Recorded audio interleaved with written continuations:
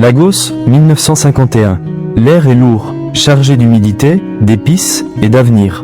Dans une petite maison d'Ikorodu, au milieu des cris du marché et de la poussière rouge, naît une fille qui portera plus tard le destin de son peuple.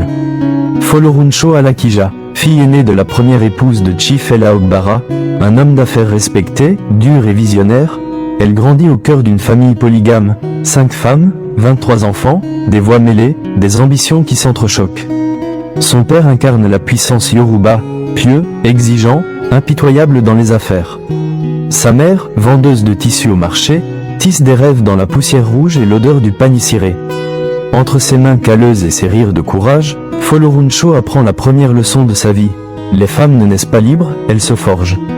Petite, vive, les yeux pleins de lumière, elle observe tout. Elle écoute, elle comprend très tôt que, dans ce monde qui change, les femmes devront creuser leur propre chemin, aiguille après aiguille. À 6 ans, elle entre à l'école maternelle des sœurs de l'apôtre à Lagos. Les nonnes, droites et sévères, lui inculquent la discipline. Mais à 10 ans, le destin l'arrache à sa terre, direction le Royaume-Uni. Le pays de Galles, puis Londres. Le froid, la pluie, les visages fermés. Là-bas, dans les couloirs gris des écoles britanniques, la jeune Nigériane apprend à marcher seule, à rêver plus grand, à se promettre une chose, ne jamais être une ombre. De retour au Nigeria, pays désormais indépendant et bouillonnant d'espoir, elle sent les murs invisibles qui enferment les femmes. Alors, elle coud ses premiers croquis sur la vieille singée de sa mère, comme on coud un serment. Les années 1970 la voient prendre son envol. À 23 ans, elle entre dans le monde du travail, droite, ambitieuse, déterminée.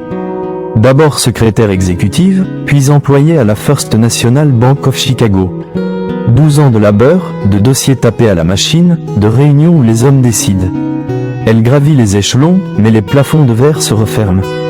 Une femme, dans la finance ? Reste à ton bureau, lui glisse un collègue moqueur. Elle ne répond pas, elle apprend, et en silence, elle épargne, vend des bijoux, prépare sa mue. La mode, son premier amour, l'appelle à nouveau. Direction Londres. Elle étudie à la Central School of Fashion et à l'American College. Entre deux cours, elle rêve d'une mode africaine fière, éclatante, enracinée. Pas une copie de l'Occident, mais une renaissance.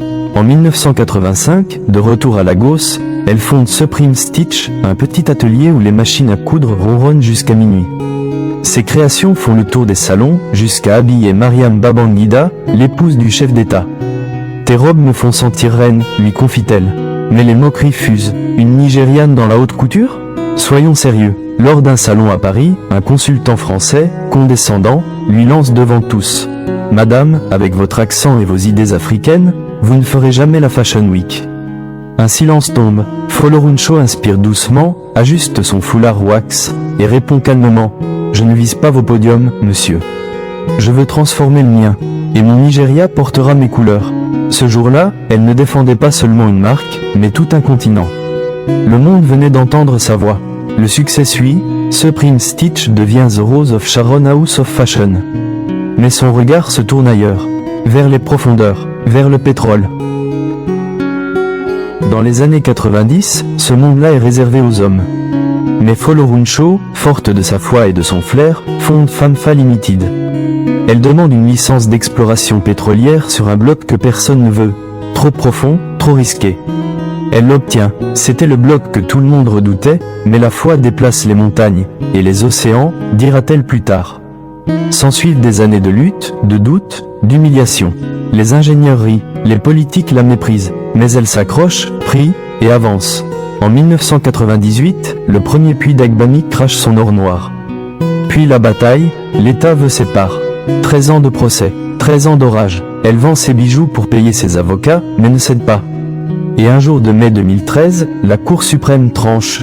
FAMFA Oil garde 60%. Le Nigeria découvre qu'une femme vient de vaincre tout un système. Aujourd'hui, Folorunshò Alakija est bien plus qu'une milliardaire. C'est un symbole, la première femme nigériane à bâtir un empire pétrolier à la seule force de sa foi et de sa volonté. Mais derrière la puissance, il y a toujours la compassion. Avec la Rose of Sharon Foundation, elle redonne à celles qu'on oublie. Veuves, orphelins, jeunes femmes en quête d'avenir. Des milliers de vies transformées, des villages dotés d'eau potable, des rêves rallumés. En 2016, elle devient la première chancelière femme de l'Université d'État Dawson. 6 doctorats honorifiques, une voix respectée sur tous les continents. Mais au fond, elle reste la même, une femme de prière, une mère, une âme forgée dans la poussière d'Ikorodu.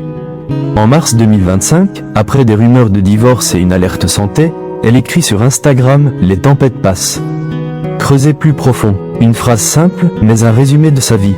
Car Foloruncho n'a jamais fui les tempêtes, elle les a traversées.